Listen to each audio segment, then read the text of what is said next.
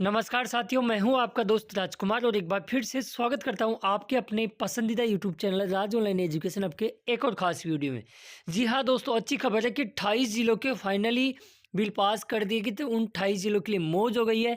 अब कौन कौन से ज़िले बचे हुए हैं, इसके अलावा अक्टूबर और नवंबर की अटेंडेंस भी एक साथ चेक होना शुरू हो चुकी है। जी हाँ दोस्तों, जिसका प्रूफ भी लेके आऊँगा मैं आपको इस वीडियो में बताऊँगा। तो फिर क्या अक्टूबर और नवंबर का बिल पास एक साथ होगा, ये क्वेश्चन बनता है आपका।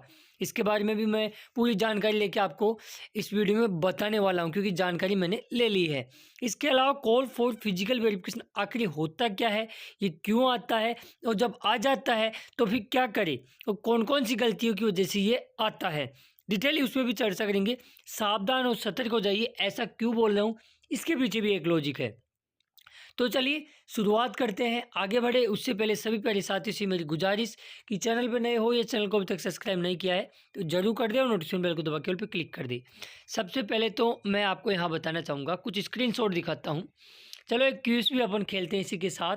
जो लोग ये वीडियो देख रहे हैं वो एक बार अपनी अक्टूबर और नवंबर महीने की अटेंडेंस वीडियो जैसे ही पूरा होता है तो एक बार ज़रूर चेक करें। कमेंट्स बॉक्स में ये लिखें आपके ज़िले का नाम और आप मेल हो या फीमेल, और कौन से महीने की आपकी अटेंडेंस चेक हो रही है इस वक्त। ये जयपुर की मैं आपको दिखा रहा हूँ।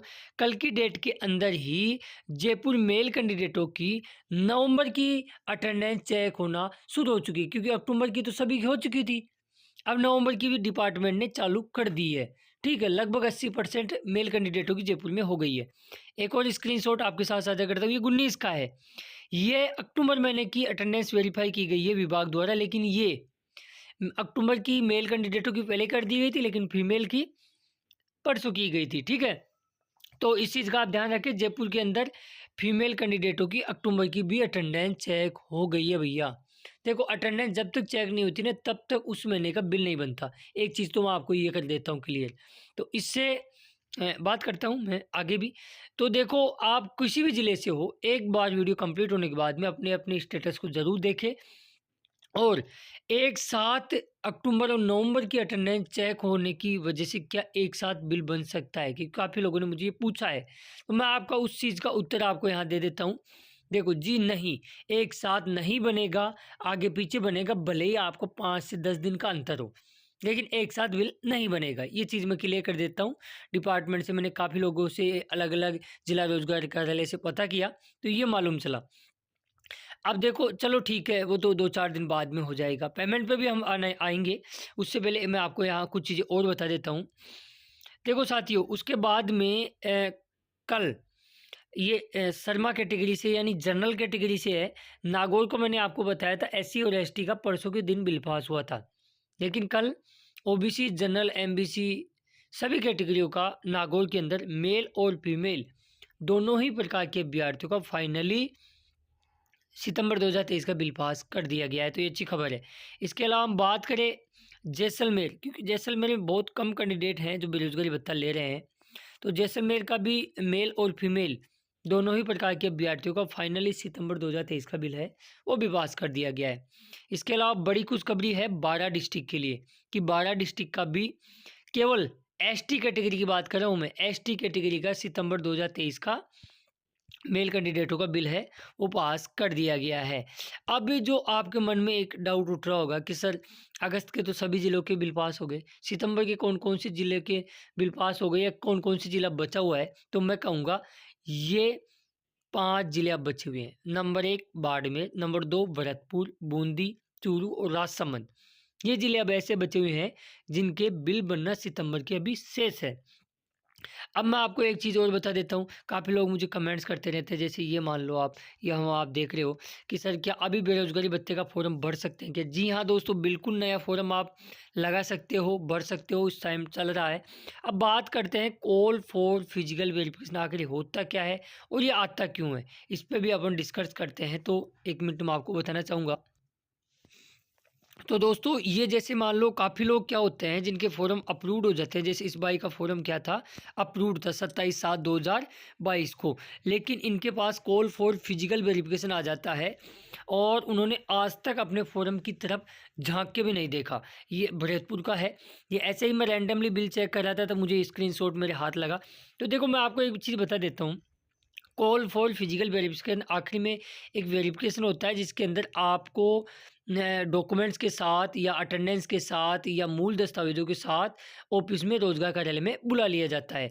जब तक आप नहीं जाते हो तो ये हटता नहीं है और एक कुछ समय के बाद में आपके भत्ते को, यदि आप गैर हाजिर रहते हो तो आपके भत्ते को बंद कर दिया जाता है। अब देखो ये क्यों आता है, देखो या तो डॉक्यूमेंट्स में विभाग को लगता है कि छाट है और राइटिंग है, एडिटिंग है, वाइटनर का यूज़ किया गया है या अटेंडेंस में कुछ इस प्रकार किया गया है, तो विभाग उसको डायरेक्ट बुला लेता है कि हाँ ठीक है, इसके मूल दस्तावेज देखते हैं। ठीक है, अटेंडेंस वगैरह में काफ़ी लोग इस प्रकार की चीज़ें कर देते हैं जाने या अनजाने में। तो इस बात से बुलाया गया था कि आपको जो डिपार्टमेंट मिला है उसका इंटर्नशिप उपस्थिति प्रमाण पत्र में आज ही अपलोड करें, नहीं तो आगे बेरोजगारी भत्ता नहीं आएगा।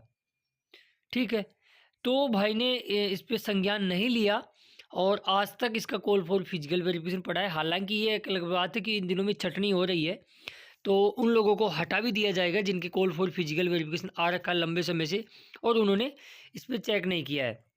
तो घबराए नहीं, जब भी इस प्रकार की चीज़ें आए विभाग में ज़रूर संपर्क करें। इसका मतलब ये नहीं कि आप फर्जी हो या आपने कुछ गड़बड़ की है। ये रैंडमली आ भी जाता है और कई बार आपकी गलती नहीं होती है फिर भी आ जाता है। तो विभाग में जाने के बाद में ये ठीक हो जाता है, इतनी दिक्कत वाली बात नहीं है। लेकिन सावधान और सतर्क हो जाइए। इस वक्त अक्टूबर और नवंबर की अटेंडेंस चेक हो रही है जिस प्रकार मैंने आपको बताया। अभी चेक करिए, जाए अपने एसएसओ आईडी पे और मुझे कमेंट्स बॉक्स में ज़रूर बताइए कौन सी ज़िले से हो और किस महीने की चेक हो गई, क्योंकि भैया अब अक्टूबर के बिल है ना, काउंटडाउन शुरू हो चुका है। किसी भी क्षण, आज भी हो सकता है, कल भी हो सकता है, कभी भी अब अक्टूबर के आपके बिल पास हो सकते हैं। क्योंकि जयपुर की हम बात करें तो जयपुर के अंदर मेल, फीमेल और हैंडीकैप तीनों कैटेगरियों की अक्टूबर की बिल पास जो अटेंडेंस है वो चेक हो चुकी है। तो इस चीज़ का आप ध्यान रखें। बाकी ज़िलों में भी चेक हो रही होगी, आप मुझे कमेंट्स बॉक्स में ज़रूर बताइएगा। और इसके अलावा पेमेंट नहीं आ रहे हैं, पेमेंट भी आएंगे। देखो ऐसी बात नहीं है, सरकार के अंदर अभी मंत्री वगैरह नहीं बैठे हैं, लेकिन फिर भी बजट है, आपका पेमेंट आ जाएगा। 1-2 दिन का वक्त और लग सकता है, लेकिन देखो विभाग में हम फ़ोन करते हैं तो उनका यही कहना है कि हमने बिल बना के भेज दिया है। फिर वो बोलते हैं कि हम पता करके बताते हैं, तो वो 1-2 दिन हमको भी बताते हैं, हम आपको बता देते हैं। अब फिक्स तो होता नहीं है, इसमें पेमेंट में फिक्स नहीं होता है। हाँ, बिल में ज़रूर हो जाता है कि डिपार्टमेंट्स में हम संपर्क साधते हैं तो वो बताते हैं कि 2 दिन बाद में बनेगा। हाँ, तो 2 की जगह 3 दिन हो जाए, 4 दिन हो जाए, लेकिन बन जाता है। पेमेंट में ये चीज़ नहीं कह सकते क्योंकि वहाँ ऑलरेडी पहले से जो बिल है, बिल नंबर के हिसाब से आपके पेमेंट आते हैं। तो आ जाएँगे जल्दी ही, घबराएँ नहीं बिल्कुल भी आप। ये पूरी जानकारी थी अब तक की जो मैंने आपको बता दी है। बाकी नेक्स्ट वीडियो में आपको संपूर्ण जानकारी और दी जाएगी। बाकी अपनी अटेंडेंस ज़रूर चेक करें और कमेंट्स बॉक्स में अपने ज़िले का नाम और महीने का नाम ज़रूर लिखें। धन्यवाद दोस्तों वीडियो देखने के लिए। इस वीडियो को अपने दोस्तों मित्र मंडल में शेयर कर देना। हो सकता है किसी भाई के को सैंड बैग आ रखा हो अटेंडेंस में, उसका बिल ना बने। आजकल एक सिस्टम हो गया भैया कि सैंड बैग आने के बाद में यदि आप 7 दिन तक उसको क्लियर नहीं कराते हो तो उसका बिल तक हाथ रोक लिया जा रहा है। ये प्रैक्टिकली मैंने काफ़ी लोगों के साथ ही महसूस किया है, आप भी कर रहे होंगे जिनके साथ ये घटना घटित हुई है। धन्यवाद दोस्तों वीडियो देखने